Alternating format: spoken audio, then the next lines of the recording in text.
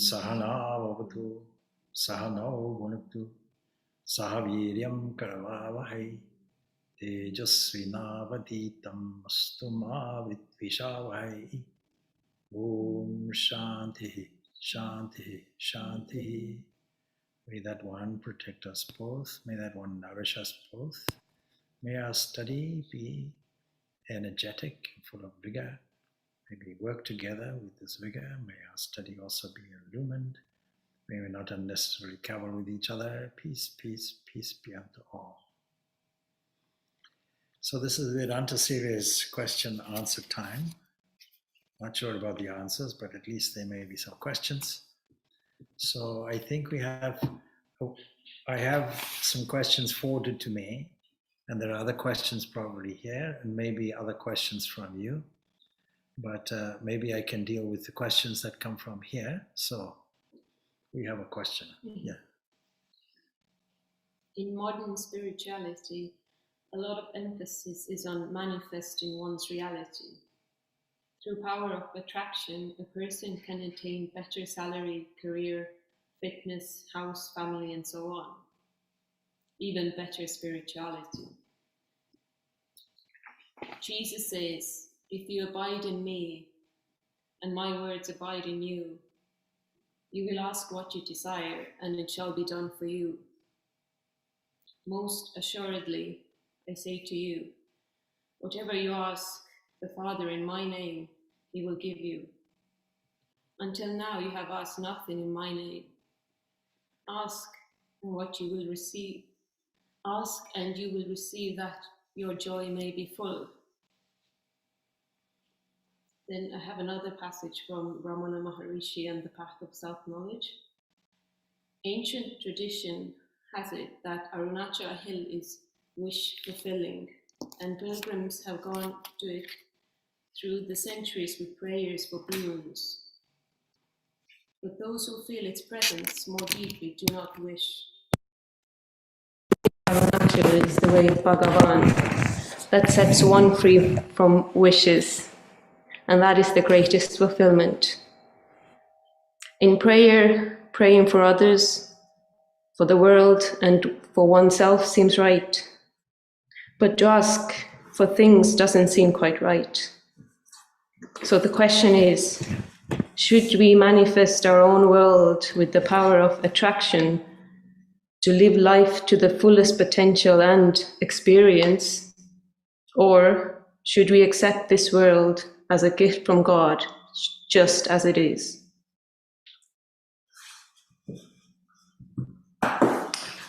Okay, so I hope everybody heard the question. Maybe the first part might not have been heard.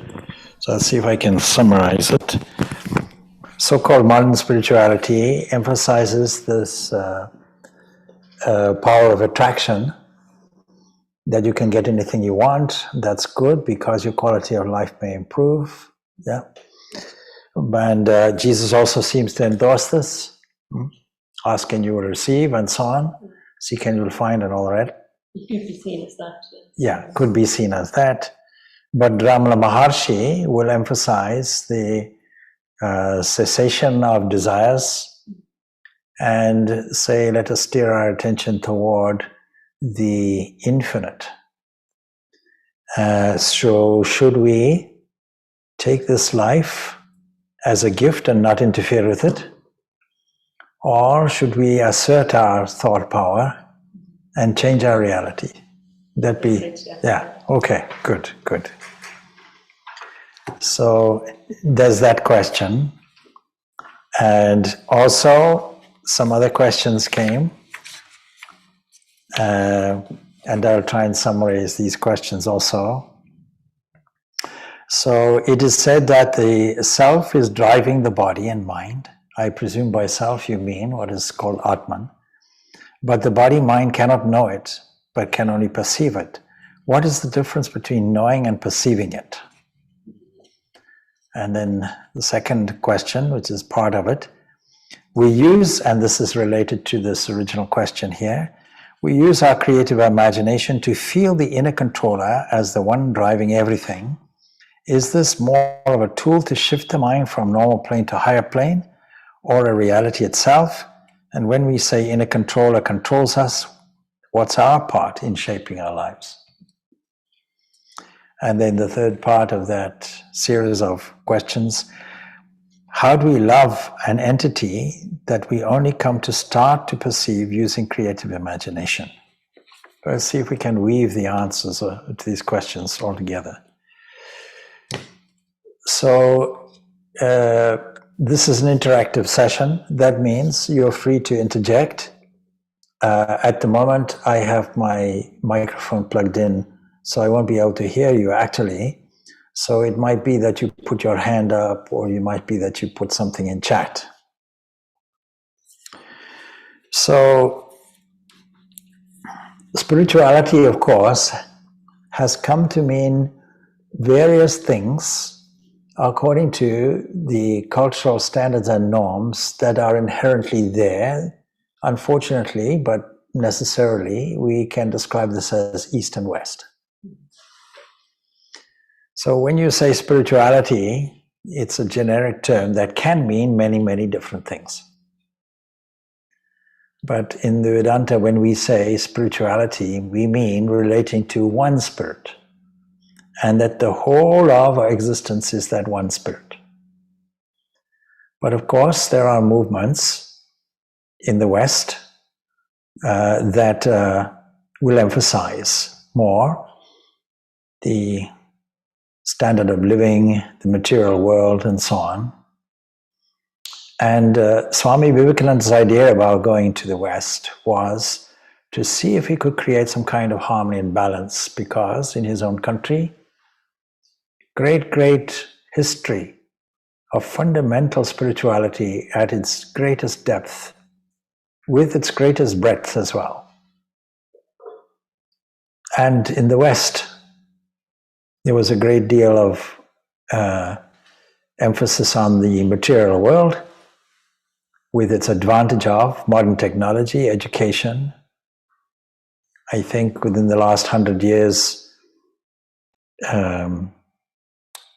the practical side of physics, that is the technology that goes with it, has been advanced more than any other in the history of humanity, to our large advantage, also to our environmental disadvantage.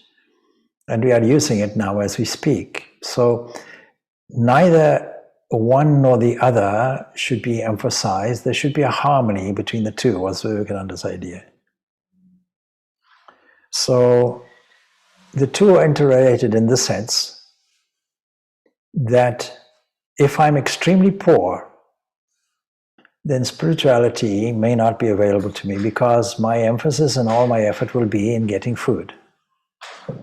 If I'm extremely rich, then it swings the other way, and my attention will be diverted toward lifestyles in the material world.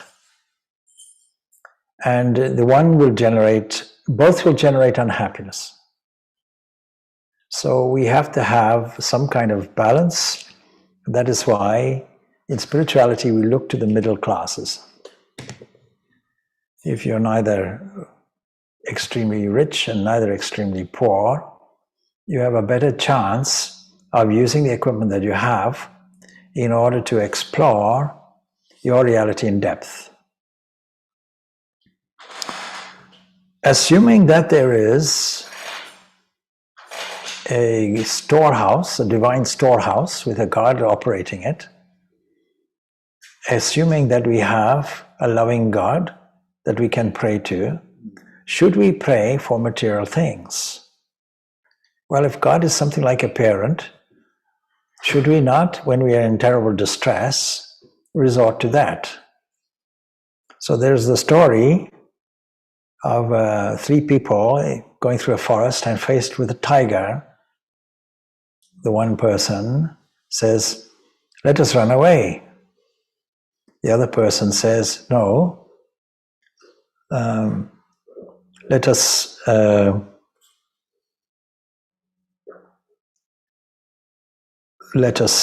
confront it. I think that's how the story goes. I might have it wrong now. I'm just doubting the story myself. But the one says, no, let us climb up the tree. Yeah. Because the last one is saying, let us not bother God. Oh, that's the part of the story that's missing, of course. One says, let us pray. That's it. Let us pray and ask God to save us.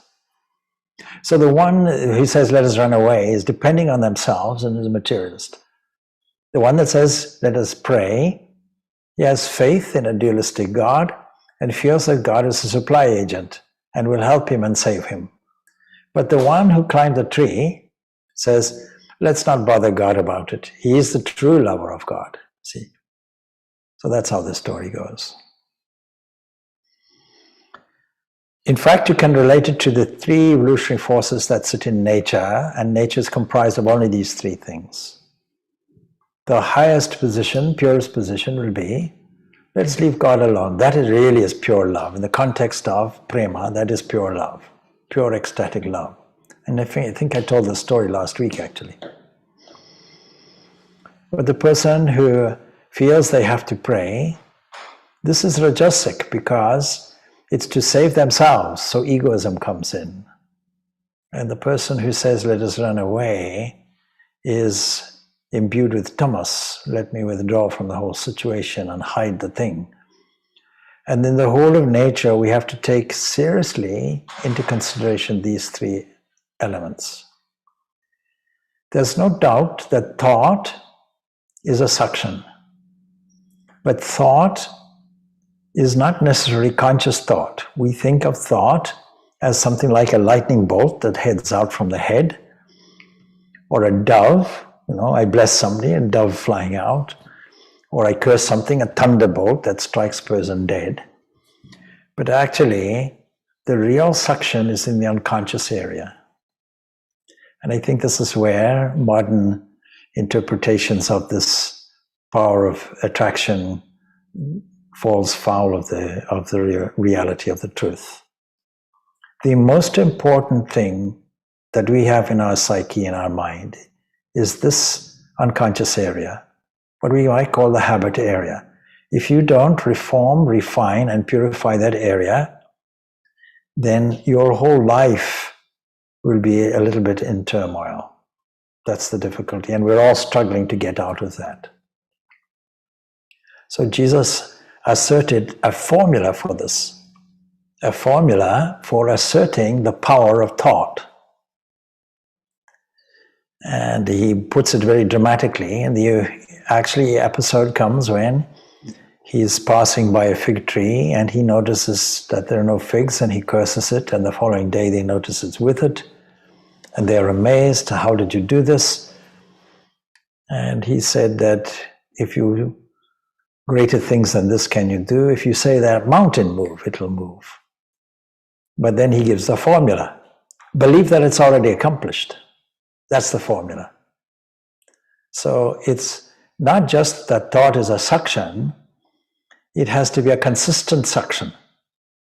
It has to, and we will attract everything that that comes to us, and we don't have to cultivate it because we're already doing it. We're already manufacturing our world in front. Thought is a creative material, if you will, that molds, that has the capacity to mold all the other elements in this whole universe. On this basis, there is only one thinker, there is only one knower. And that knower is our inner controller, what we call Antiryaman. There's no other than this. So says the Brihadaranyaka Upanishad, referring to this in multiple passages, this Antaryaman. So, how to reform the mind if you want a blessed world? A blessed world means that all are blessed. If you want that generosity of spirit, then you can extend your prayer life. So why do we pray? There are several reasons. Firstly, a person in absolute desperation where there is no other way out. They're caught. They're in such dire needs that normal, natural means will not elevate their suffering. Such people will pray to God. That's one section of it. Second section will be those people who are okay, but they want something further. They want a better this or a better that. They'll also get it. The third section wants increased knowledge. They'll also get that. But so far, all of this is in what we call the field. And behind it is a knower of the field. And this expression, field and the knower of the field, is used in the 13th chapter of the Bhagavad Gita. It's called Kshetra, Kshetrajna, the field and the knower of it. And the most remarkable statement, I am the knower in all the fields. So immediately we are, whether we know it or not, affecting everybody. If you put in Africa a cow with anthrax, a body like that, into a vast body of water, it will spread. Why will it spread in a vast body of water? It's because, not that it's proportionately that the water is more than the infected thing you put into it, but there's a chain reaction. Maybe a crocodile eats it, and then that gets anthrax, and then passes on to something else, and passes on to something else. So there is this continuous connection. And we have to understand the holistic nature of life itself. So when we ask for all these things, this is to do with the field. But the fourth devotee, Krishna says in the Bhagavad Gita, is the closest, is the one who is dearest. And that is one who worships for my sake alone, nothing more. That's the one that went up the tree and said, let's not bother God at all. But all of them are legitimate.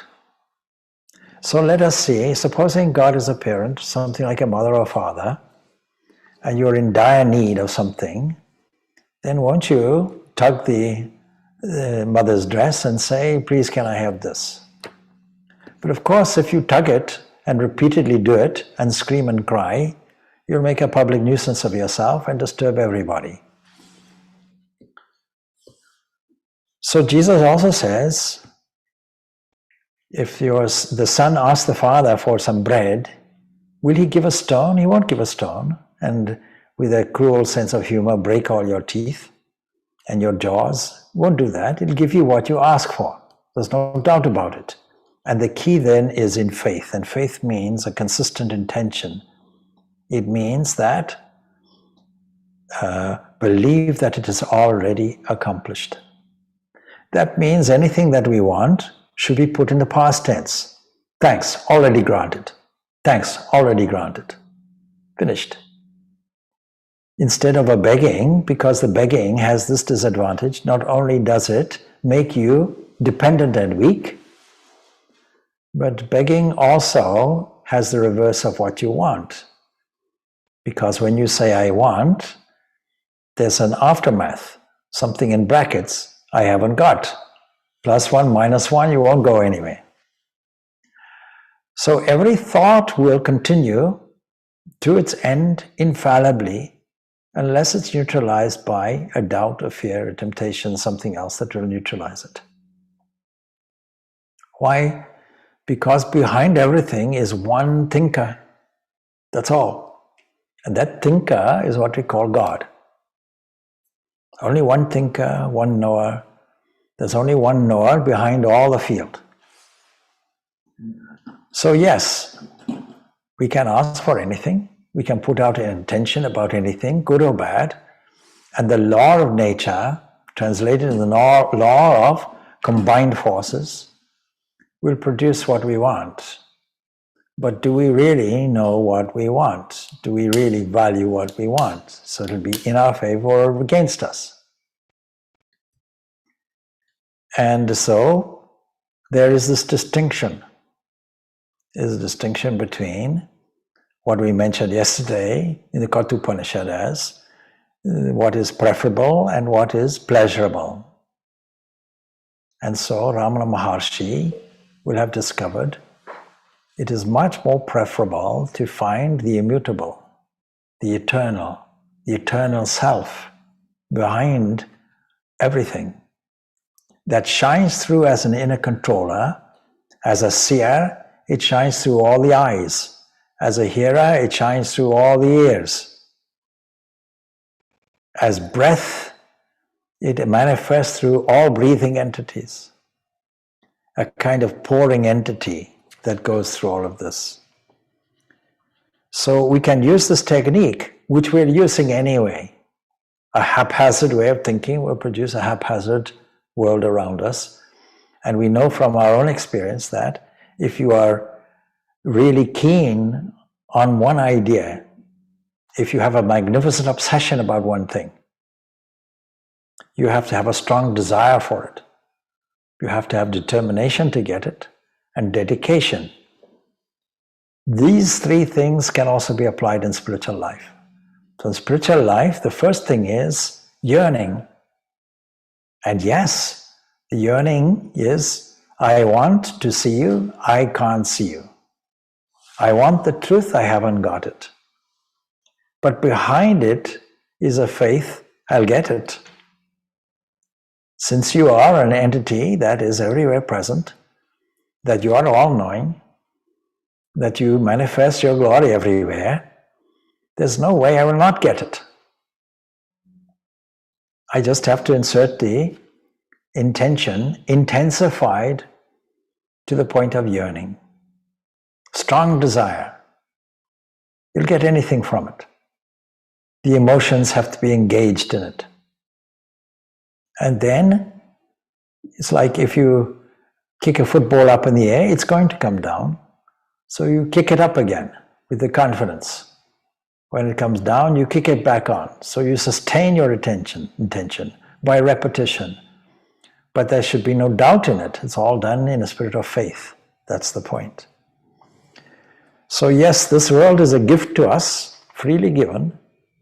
But part of that gift is a capacity for thinking and intention. And all the prayers in all the Vedic literature will all be orientated toward the welfare of all beings. And all beings is an all-inclusive thing. If somebody here says, let me get you some tea, let us make some tea, and I say, yes, and for me, no, I said for everybody, let's make tea for everybody. You can't just say, oh, and me. You didn't get excluded from it. So it's an all-inclusive formula. And the old story is there about the farmer who wanted rainfall on his land because he was suffering from a drought. See? So he prays earnestly to God. God gets the email up there and says, okay, this fellow wants some rain. Let's take all the rain, put it there. And he creates a flood. So his prayer should be, let all beings, let all the farmers get the rain. Why not? This generosity of spirit will yield the maximum and will yield the maximum joy for everyone. The other way around will yield the maximum pain for you.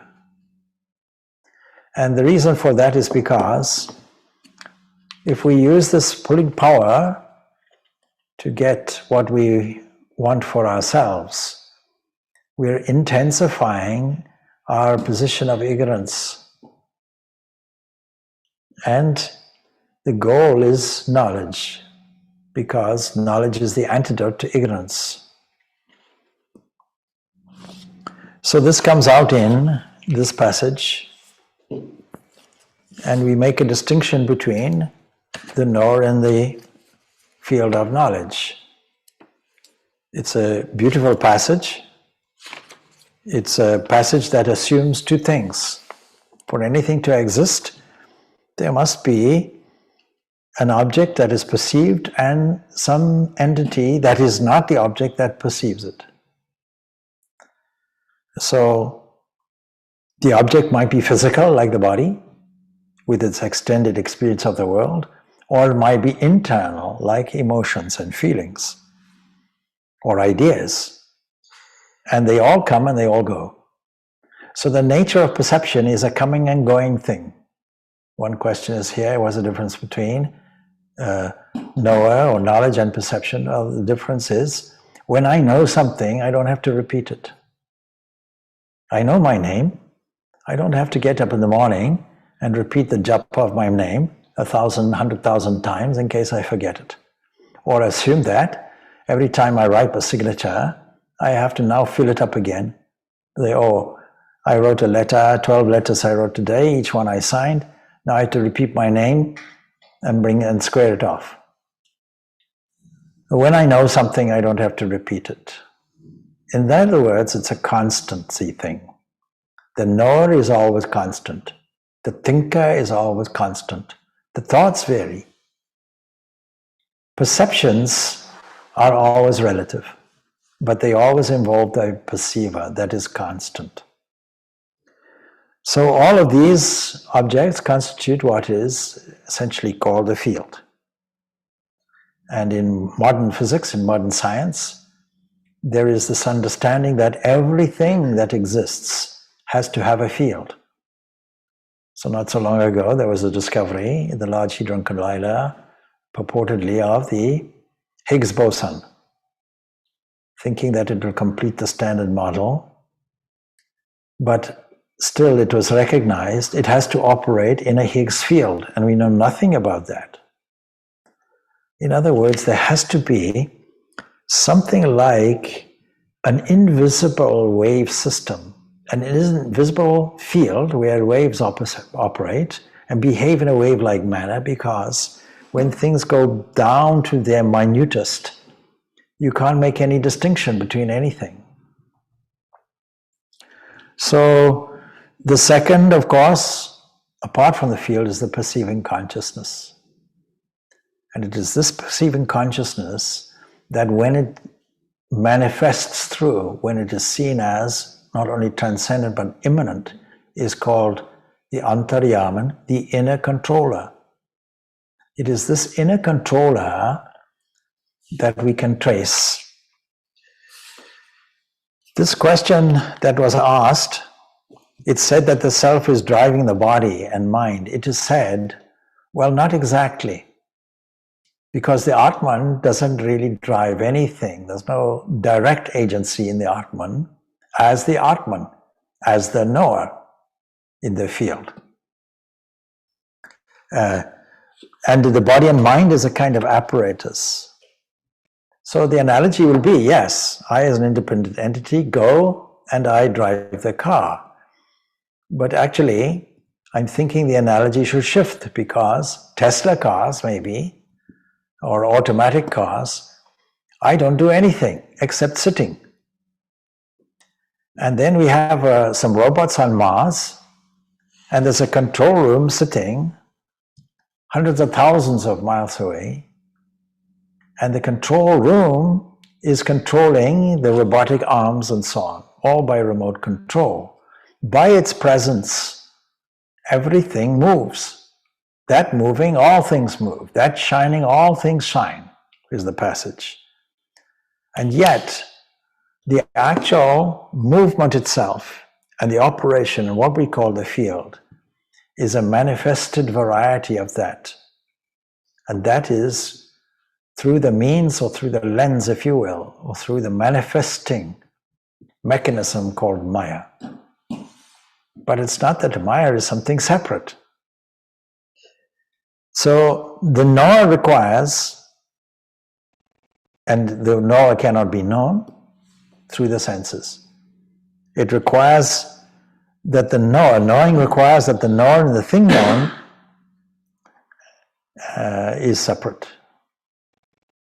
And when we make that distinction, we call this discernment or discrimination, making this distinction between the knower and the known. But from another point of view, of course, they're the same thing. One is a manifested version that we call immanence. The Kathopanishad says this. It says, Agnya yataito bhuvanam pravishto rupam. As fire which is one, entering this world, becomes varied in shape according to the object it burns, so also the one self within all beings becomes varied according to whatever it enters into and also exists outside them all, both. When we sit in the position of the knower by itself, with no other object, when we sit in the transcendent position, as it were, then all the other things don't exist. Nothing else exists. But when we enter into it, then there's an immanence there, and that acts as an inner controller. And so also the one self within all beings becomes varied according to whatever it enters and also exists outside them all. And as air which is one, entering this world becomes varied in shape according to the object it enters, so also the one self within all beings becomes varied according to whatever it enters and also exists outside them all also. This is the inner self is both immanent and transcendent, both. And then Surya Yato is Sarva Lokasya Chakshur, just as the sun, the eye of the whole world, is not defiled by the external faults seen by the eye, even so, the one which is within all beings is not tainted by the sorrow of the world, and is outside the world. So the question that is put here is, it is said that the self is driving the body and mind. No, is entering into it and then controlling it from within. But the body-mind cannot know it, correct? And can only perceive it. No, it cannot perceive it. That's a misunderstanding. The body and mind can never perceive the perceiver. The seer can never be seen. The knower can never be known. And so what is the difference between knowing and perceiving it? Well, knowing is a permanent thing. When I know it, there's no contradiction anywhere. There's no change in it. It is related to truth. Either it is true or it is false. But there are two types of knowledge. There is relative knowledge and there is absolute knowledge. So perceiving requires a perceiver and a perceived. The perceiver ultimately too is unchanging, but perception is changeable. And then the second part of this question comes. It says, we use our creative imagination to feel the inner controller. And we have to also add, by the way, the passage that is referred to in the Brihadaranyaka Upanishad, which is mentioning this whole idea of the inner controller, because the last section of it will tell us something very insightful. It tells us, if I can catch the passage.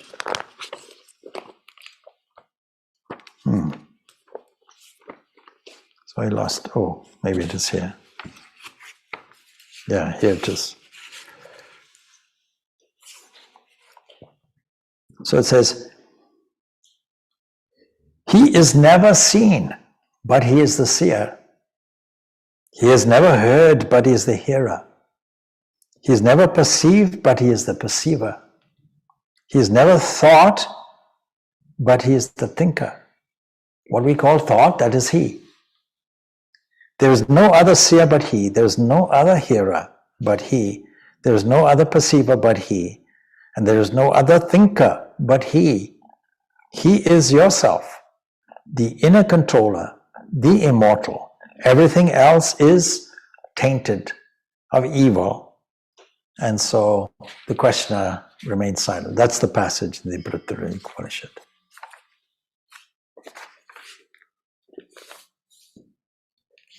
Right. So the question goes on like this. We use our creative imagination to feel the inner controller as the one driving everything. Is this more of a tool to shift the mind from the normal plane to a higher plane, or reality itself? And when we say inner controller controls us, what's our part in shaping our lives? I think we have covered this. So just to be sure, we use our creative imagination. It is not to feel the inner controller. we use our creative imagination to purify the mind. Because we're already living in a world of imagination, image making. This is called Namarupa, name and form. Already that's our world. And we divide it according to a kind of flow called time. Time is a great mystery. We don't really know what it is. But yet we understand it. We perceive it, that some things happened in the past which are unchangeable, and some things are happening now, and some things will occur in the future, and the now has just become the past. So that we understand like a kind of flow of time, what we call an arrow of time. But there's no law which can tell us why that should be. So fortunately, it's a good tool that we can use. It's a good series of opportune moments for transformation. But of course, if we labor on what's happened in the past by asking the question why, which is a past question, instead of why not what next, then we're really bringing up imaginations that cause doubt and fear. And then if we imagine what if in the future, well, it hasn't arrived yet, so that's also in our imagination. So in dealing with imaginary fears and doubts about an imaginary world that has not yet arrived, we then get into a nervous disposition and are ready for psychiatric treatment. Because we have put ourselves into a state of anxiety due to something that is not here. The only thing that is actual would be in this second, and that second has already gone. So the art of catching it and putting something of great value in, something of great aesthetic value, something that mobilizes feelings in a higher way, is not only to our advantage, but creates a world like that for us, creates a heaven like that for us. Instead of ordinarily thinking along the lines of, it's just a tree, we can understand this principle of the inner controller. No, what happened before the tree? God stood there to attention and wove a tree around itself, maybe beginning with a seed, and evolved that into a tree standing up. What a glory, what a glory. So that every object that we see, we use our creative imagination and trace it back to its origin. Ah, Lord, there you are, with all your various costumes. Let's strip away the costumes one by one and there you are. What a glory, what a glory. Learn the habit of doing that. So we use our creative imagination to purify the mind. The inner controller controls remotely. Like somebody who operates a crane, and the arm is able to lift materials to the 200th floor. Make an operation like that. So reality is of all two kinds, relative and absolute. When we talk about a relative reality of this world, we really are taking away the lessons of life that can be used from other states of consciousness, such as dream and dreamless sleep.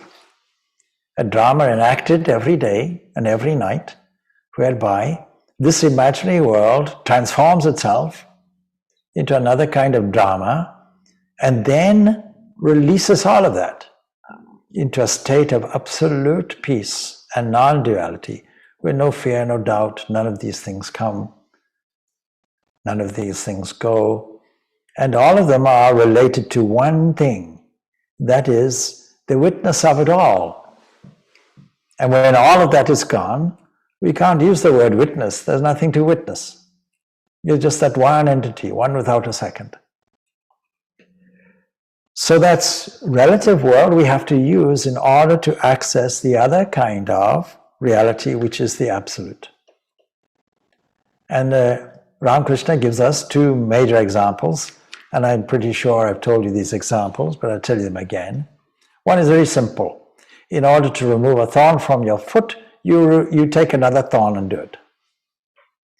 We use the component in nature, which is called sattva, to eliminate or neutralize all the other waves that are comprising our world, namely Rajas and Tamas. The urgency to move out and progress and set objectives and goals, future-orientated thing, and try to deal with the world of survival, the world of this life, the domestic life, or the world outside of us, be it physical or emotional or mental, that all changes in a dream and is all wiped out completely in a dreamless sleep until we get reincarnated into a waking state again. Curiously, this 13th chapter of the Bhagavad Gita doesn't deal with these three states of consciousness. But the Katha Upanishad, its twin, deals with it. In a passage, the dissimilarity of the rising and setting of the senses, that is mentioned in Katha Upanishad, denoting that yes, we are dealing with a world, sense-bound world, but they rise and they set. A dream comes on board, that sets again. A dreamless sleep is there. What is that that is standing there, witnessing it all? So in order to access the one, we require control of the other. If you want to access the absolute reality, you have to make sure that you are controlling the relative world. And another way of saying it is controlling the mind. What the mind thinks is what the world becomes. So the relative world comprises these three substantial things with qualities, sattva, rajas, and tamas. And we have to use the game, we have to use our creative imagination in sattvic ways. Instead of seeing an enemy in front of you, replace it with the Lord in heaven with all his angels surrounding and glorious light. Transform your reality in that way, and the heaven that you want is the heaven that arrives here for you. Dispatched, no doubt, by heavenly DHL. So we use this creative imagination in the highest, most aesthetic, beautiful, all-feeling ways we possibly can to overcome the imagined threefold world by purifying the mind. So the thorn being removed by another thorn is one example. The more humorous example is two people in a train compartment, and one is sitting there with a box and it has holes in. And his fellow traveler says, out of curiosity, please, may I ask, what's in the box? Or he says, I'm carrying a mongoose. And these holes are there so it can breathe. So why do you carry a mongoose with you? Oh, I always carry this everywhere. It's to catch all these snakes. Immediately, his fellow passenger puts his feet up on the chair, on the bench, and looks furtively around. Where are these snakes? A look of fear comes over his face completely. He says, what snakes? Ah, don't worry, says the man with the box. They're all imaginary snakes. Well, why do you carry a mongoose to catch the imaginary snakes? Then he lifts the lid, he says, you see, because it's an empty box, it's an imaginary mongoose. So we use the imaginary mongoose to catch the imaginary snakes. It's a necessity that we have to do. So thought is a suction and draws in suitable matching resources. And this is called God's grace. And it's ever flowing. If we happen to catch it, if we happen to recognize it, blessed are we. Then the third part of the question comes like this. How do we love an entity that we only come to start to perceive using creative imagination? Yeah, but love is an intangible feeling, you see. Everybody feels love. It's an intangible feeling that comes as a manifested mirror of pure love. All religions say God is love. What is the evidence of it? A pouring tendency that pours as an inner controller through all eyes, all ears, all limbs, all heads, all digestive systems, pours through the sun, pours through the moon, gets reflected in this way, is within the air, the inner controller, the air that doesn't know it, operates within that, pouring freely, not demanding any salary, not demanding any return, What is love? A non-demanding system that just flows and pours through everything, not demanding any return, not going on strike, and governing a world in a harmonious way. What we call God means the one that restores and maintains harmony everywhere, so no galaxies crash into each other violently, and there's the end of it. A continuing drama of birth and life and death, but keeping everything in a sustained harmonious condition. What a wonderful thing. And then giving us pocket money for useless thinking. Every day, wake up, hey, come on child, wake up, here's your pocket money for today's expenditure. First thought, I hate my neighbor's nose. All right, try again, never mind. Next one. Unlimited opportunities there, second by second, through this gift of grace called time. Come on. So when we learn to love that as we see its grace flowing, is what I've written here. And what we feel, and when we feel that flow, I should say, when we feel that flow, we are deeply moved towards that which is infinite love. Our artistic imagination, which has a creative capacity within it, our artistic imagination is used to bring out the highest, deepest, and noblest thoughts that sit in our own memories anyway. Anybody can sit down and recall the most delightful scenes that we have. In meditation, we do it. In meditation, we create an imaginary scene. What was the place that you last felt peaceful, blissful, that you felt a connection with the divine? It just came upon you. Oh, I was sitting on a beach and rocks were around, and I looked out and there's the infinite ocean, and I saw as the sun going down, reflecting its colors of orange and mauve against the clouds in the sky, and I saw all the birds were praising the Lord of the universe. And there was the sun freely distributing its rays all over, reflecting and glistening on every wave in the water. And I was overwhelmed with a sense of unity, of bliss, and I knew it was God. Imagine, you see, like that. So our artistic imagination is used to bring all of this, and we have the capacity to refine and the capacity to heighten these so that we can return to our own blissful base.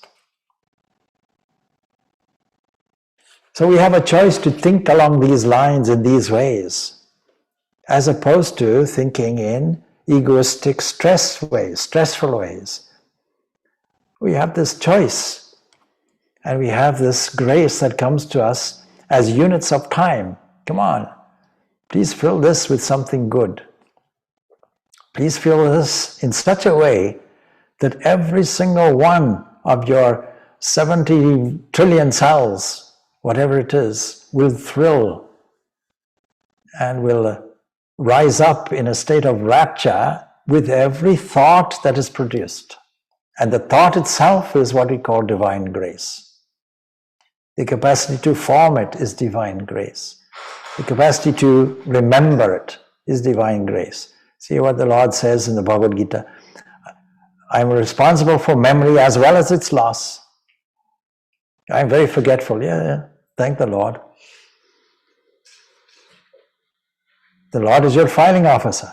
You can't manage any memory without Him. Sometimes, you see, I'm looking for a word, I can't think of it. I put the whole thing on hold. Say, Lord, you sort it out. Tell me what it is. A little while later, it is this. It comes to me like that. Same thing with all of you. So this is the answer to all these questions. I have comprehensively answered all of them, hopefully. And maybe there are more questions to ask, so I'll keep quiet so you have the opportunity to digest this diet that I've just given you and maybe come up with some more questions or comments. So when you said about the fact that inner controller controls it or remote controls it, could you explain that aspect a bit more? What do you mean by control here? So there are two aspects of this. One aspect is when we take the witnessing position, the whole of life operates because of its presence. If we take the passage, for example, of the Kathopanishad, registering this body as an 11-gated city with some entity residing in it, its very presence makes the city work. So that you see, if you go to a mechanical workshop and people are idle, sitting around, eating sandwiches, having a lunch break for 8 hours, it's because the manager and owner of the shop is on holiday. As soon as the manager comes back, everything starts moving. Oh, from fear, from fear the wind blows, there's that passage there. So in that sense, so because of its presence, everything is moving and operating. But then you see the inner controller not only weaves a web around itself from its own substance, like a spider weaving a web from its own self, enters into it. But you see, there are two things. If you use the analogy of a spider's web, when you move toward a spider runs. But when you move toward a web, it just sits there. You can strike a web, it'll bounce. So there is this sentient aspect and the insentient aspect. And the analogy is that which is fully consciousness itself, but weaves a web from itself, from its own self. And the web itself is insentient. So it is the same thing. The inner controller is controlling from within, just as the spider is weaving a web from itself, but the web doesn't know it because the web has no capacity to know it. And so it's the spider's presence on the one hand, but also that is the spider's potential, but also the immanent aspect that the web is from that spider itself. So all these various examples, over 20 examples given in the Upanishad, lest there's no mistake whatsoever, that it starts off with the earth. Yes, imagine there, then a presence standing there before the earth was. What was there? God was there. And from itself wove a web called the earth and spun it around itself like a cocoon and entered into it. But the earth doesn't know it. You get the idea. So there's the aspect of presence being there on the one hand, and the aspect of immanence on the other hand. Both are there. Yeah.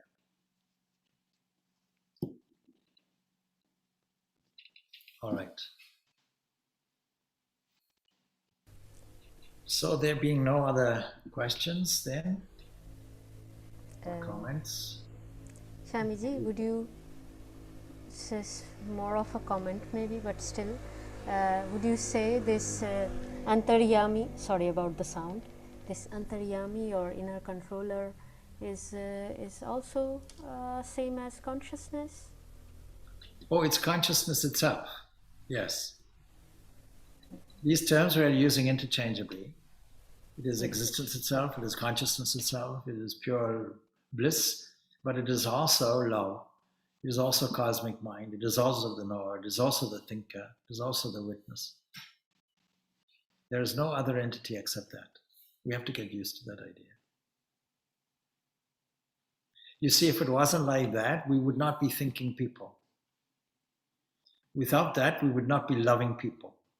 Without that, we would not be survivalists. It is because of these three things which are there. See, when we say Sat Chit Ananda, it is because that existence itself is there that we want to perpetuate our existence. We want to live. If it wasn't for the fact of consciousness itself, or this essential knowledge and knower, if it wasn't for that, then we would have no capacity to be aware or self-aware, or at its very height, think about these things that we're discussing. So all these are reflections of that essential entity. If there was not that joy, that supreme bliss, then we would not feel happy or look for happiness or look for joy or express love. None of this would be there. If there was no Sat Chit Ananda, there would never be any omnipotence or omnipresence or omniscience. And so when that entity enters in and manifests, it manifests essentially as cosmic mind, and we get this beautiful understanding from the Purusha Shuktam, because this whole cosmos is seen as one great, great body. And the only thing that is there belongs to Purusha, that is one single self, one single person. Purusha means person, one person. This whole universe is one person. You have to think in those ways.